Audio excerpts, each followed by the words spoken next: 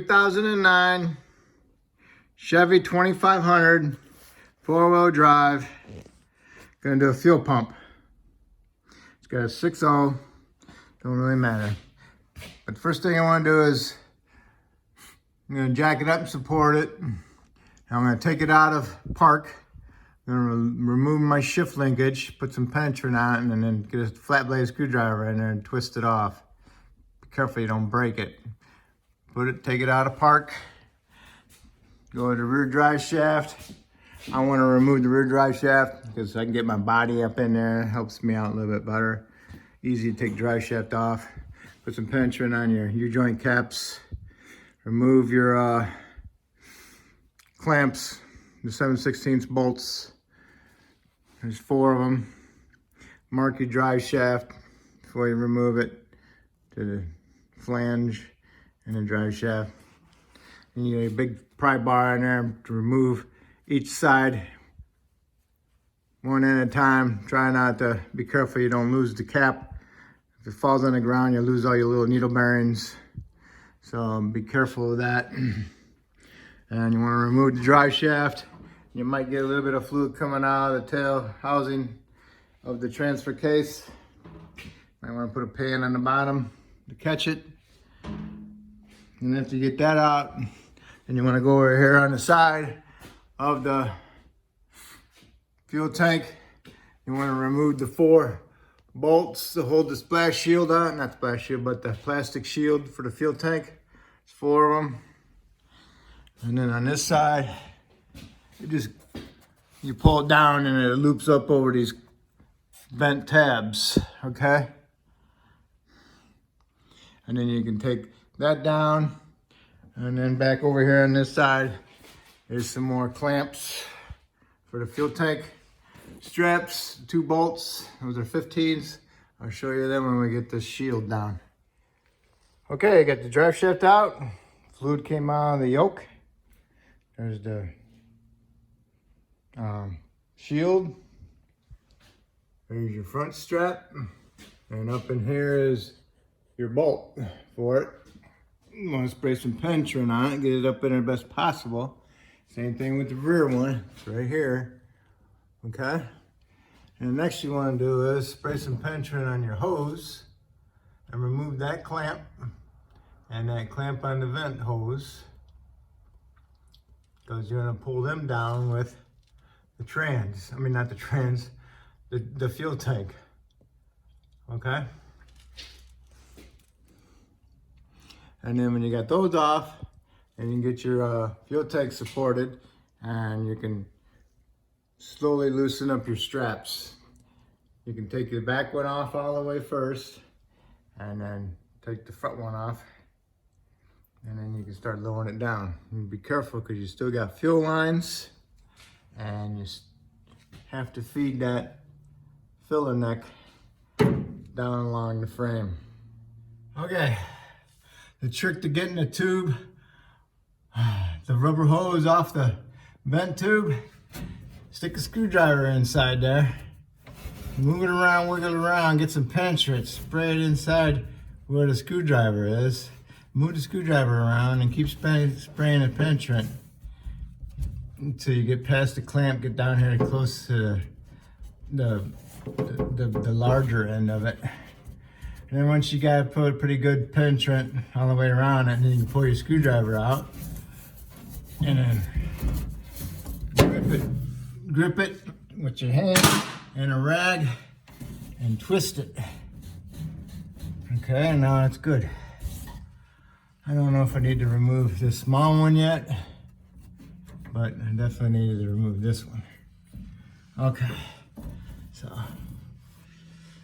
All right, don't lose your clamp.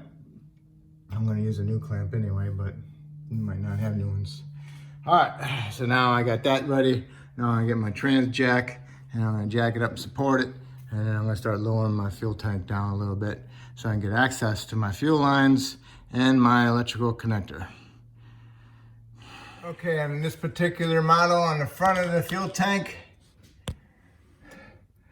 there's your fuel lines. Got metal going into plastic. You see the blue and the red?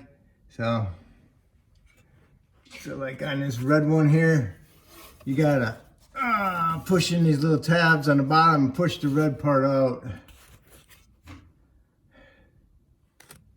Same thing with the blue. Okay, can you see them? The red one and the blue one. Most of the time these lines are all rusted and you'll never get them off. And when you do get them off, it takes out part of the seals from inside here. All right? To get these off, you gotta push the little plastic in. I'll show it in a second.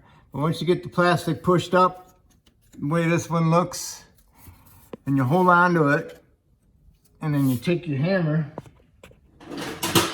and you go through the front, right below it, and you hit this line. Right there, boom, boom, boom, boom, boom. While you're holding on to that. That helps you pull it off, okay? All right, now, this red thing. You need to push the little clips in on both sides of this, and then this thing pops up, boom, okay? If it's full of dirt, you gotta blow it out, but that's the way it looks. And I gotta get up here and get to that blue one next, all right? So I have to push in those little tabs, there's one on each side. Make it a little bit easier, you can undo it from this clamp and you can twist it and get a long screwdriver up in there to push on the back side of that clip to push it up. Okay, I got up in there with my long screwdriver and I pushed up one side of the red clip, the blue clip, and I stuck a screwdriver inside it and pried the other side up. And then I did what I did, I hold on to the line and I hit the metal line with my hammer. Like that. Worked perfect. But the positive thing is my lines aren't all rusted. These are pretty darn clean. All right. Now I'm gonna work on my tank straps. Okay, got the rear strap bolt out.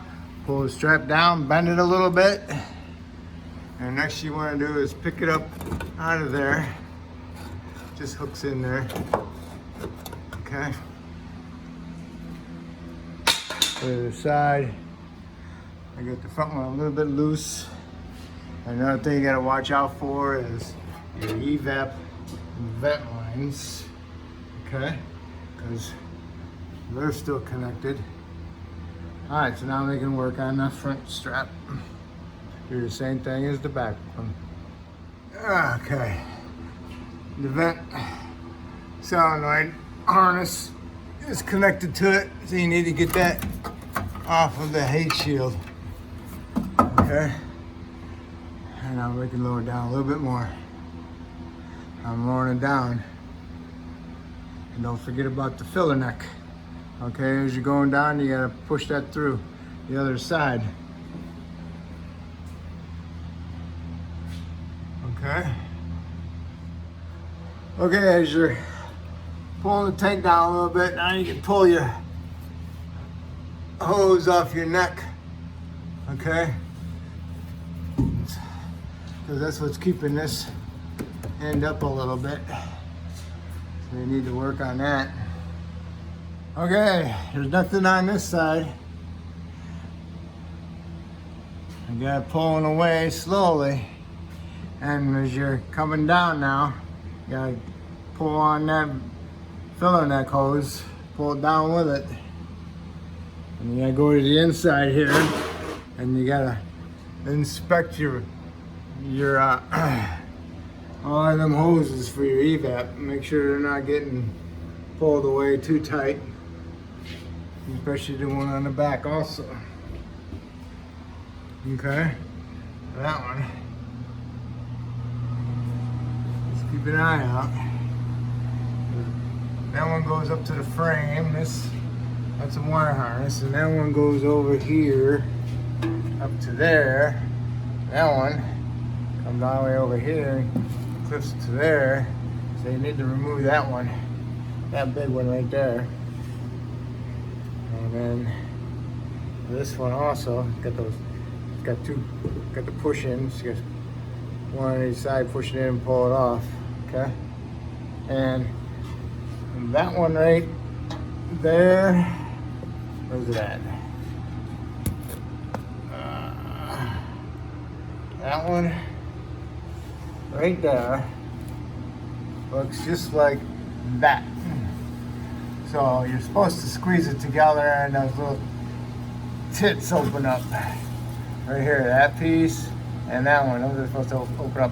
What I do is I just stick a screwdriver in there and I bend those up over that little ridge there. And do not use a incandescent bulb. You know, the old style light bulbs with the element in it. Use an LED light, just be on the safe side. I was wrong. You undo this one. Okay. That one over there stays with the tank. All right. So everything's disconnected except for my electrical connector. Okay. This is how far I got down.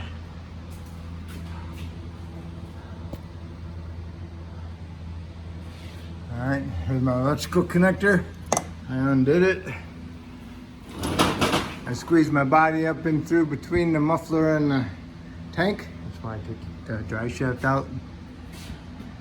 So you can get pretty up here. Get up here pretty good. And sending unit, one of them had those little locks on it. Gotta remove the gray lock off the connector so you can pull these off. And that one didn't have anything, just came right up. I just stick a screwdriver inside here and I'll lift up the little tab. I'll lift up these tabs. See that tab inside here? Right there, that one, and that one. Lift them up, pulls them right off. Now I'm ready to drop my tank all the way. I'm gonna watch my filler neck tube. All right. Okay, my tank is down. I got it at such an angle so it rests on the side of the cart because it's almost got a half a tank of fuel on it. So it was sturdy enough, but with it sloshing back and forth, it might just fall off. All right, so the next thing you need to do, get a blowgun and blow all the dirt out from around in here and clean it all up, okay? Because you don't want none of that dirt falling inside there when you take the fuel pump assembly out.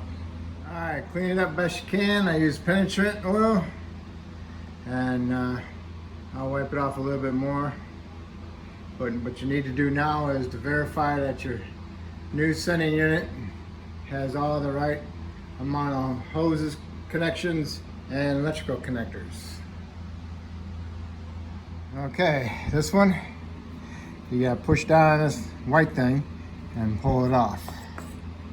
This one is that one you stick the screwdriver in there and you release the tabs to pull it off that ridge. Okay. This one is that blue one again. You push the two little things in on each side. And then just take a little screwdriver and pry this up. And then you can pull it off. Now on this, I don't have a proper tool for it, but I'll use a decent sized screwdriver and a hammer and I'll spin it off. And it comes off counterclockwise. So you want to hit it that way. Okay. Try not to produce any kind of sparks. That's why I use rust penetrant. Okay. Here's my screwdriver. And I hit it on the outside of the squares. Boom. Okay. With the ball peen hammer. Comes loose. Okay. And now all you got to do is just twist and turn and get the tank unit up out of there. Might be stuck on a seal. You might take a little screwdriver in there and pry it up. Okay. Looks pretty clean in there. Make sure you clean out that perimeter there where the O-ring goes. And stick your new O-ring on there. Like so. Take your ring off your old one and put it on your new one. And then guide your new one down inside here. Okay? Sometimes, not all the time, but sometimes I cannot push the sending unit down on here and get that ring started. So sometimes I'll reuse my old O-ring, but sometimes, not on this particular one, but we'll see. When you get your new sending unit, the float don't come with it. I mean, it comes with it, but it's not installed. So you gotta install it and squeeze it in there into those clips and make sure it snaps in. And make sure you use two fingers to push them in there. All right. All right. Make sure you install it. Everything lines up, okay? And right here, it's a little butterfly sticking out. You know, about 1.25 inches wide. And it goes in between these two right here. When you're pushing this down, make sure you get it into the tank evenly. And then it contacts the O-ring. If you don't get it in there evenly, it's gonna sit crooked and you won't be able to push it in. So you gotta get it evenly flat and then push it straight down, okay? And you should have this ring on here before you push it down in there, okay? So once you got it pushed in, keep it down, turn this ring, locking ring, so it gets started. You wanna turn it clockwise. When it gets started, keep holding on to this. Reach over and grab your screwdriver and just tap on it with the end of your screwdriver to get it a little bit more in there, and then you can use your hammer and work your way around it. And then you want to bottom it out at the stops. Okay, so now this is in there, it's complete. So now you can start putting your stuff back on, okay? Okay, now it's ready to go up. As you're jacking it up and this gets closer, you want to bend this up into the frame like that and guide it up in there. But you want to stop right about here so you can hook up your electrical connectors. Okay? Okay. Make sure you guide that hose up through there, that filler neck, on this side, on this side. Okay, now I can go up there and I'm gonna plug in my connectors, okay, to my sending unit. And I'm gonna guide that hose over the frame. And keep jacking up, keep coming over here and guiding this hose, okay? Keep guiding them both over, remember? The little one, the vent. And you have to get it up above this frame here too in the front, all right? And then as you're going up, you need to guide them. See the rust?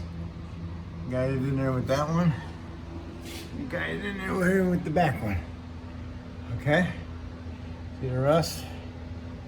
Make sure it all lines up. Okay, after you got the tank up and you got your filler neck tube pulled over best you can, now you need to put your straps in. Fuel tank straps, get them started with a couple threads. Make sure you start them with your hands, and make sure you use a flashlight because you don't want to cross thread those nuts. And then when you get them started with a couple threads, and you want to take your jack out, and then you want to tighten them up so that way it helps center the tank when you're going up instead of where your jack pushed it up against there, because you want it to set inside the little straps and let it hang by them.